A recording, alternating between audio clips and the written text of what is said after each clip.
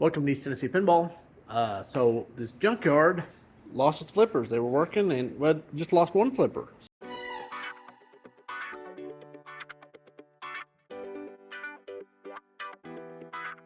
So that's a little bit of a clue.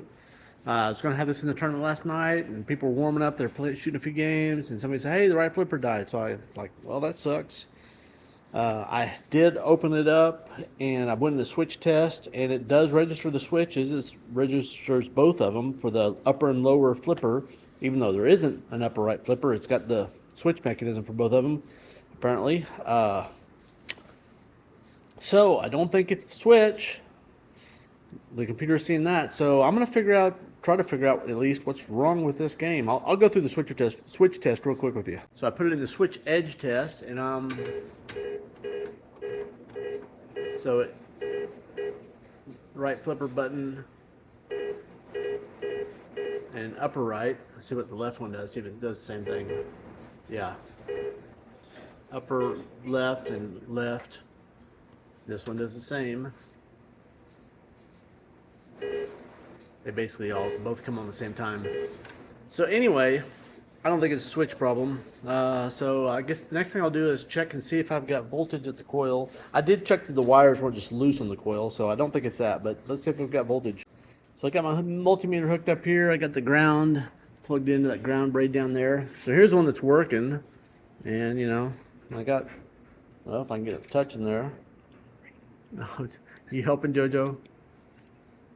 I got 75 volts on this coil, and the one that's not working, I've got squat. So I'm not getting voltage up here. So I'm going to start by looking at the fuses. I don't know if there's a fuse for each of these, or well, obviously not a pair. I don't see a broken. I mean, I'm on the tab, so even if I was thinking, well, maybe the coil wires is busted off there, but I'm on the tab, so that shouldn't matter. I got an incoming call, so I'm going to answer the phone real quick. Well, I had the multimeter out to buzz all these fuses, but I didn't really need a multimeter to see that one was blown. And it says right there, flipper, so I'm pretty sure that's the fending fuse. I'm going to pull that out, swap it. Before I boot this thing up, I may check the resistance on that coil, make sure that the coil isn't shorted or something. It's kind of weird that would blow. Don't know off the top of my head, so I'm gonna swap the fuse and check the coil resistance real quick.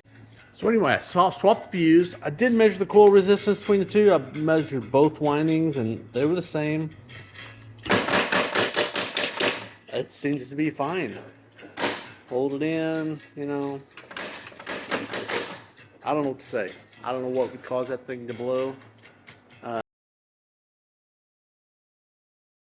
Maybe it was tired. There's sometimes a shock can wear out a fuse. I don't know. Usually that's not the case. I'm definitely suspect of it at this point. Play 100 games or so and see what happens. I guess that's what I'm gonna do. Is I'm gonna play some more games and see what happens. Rough me. I'm gonna have to play a little junkyards. Anyway, cheers. Hope you liked the video.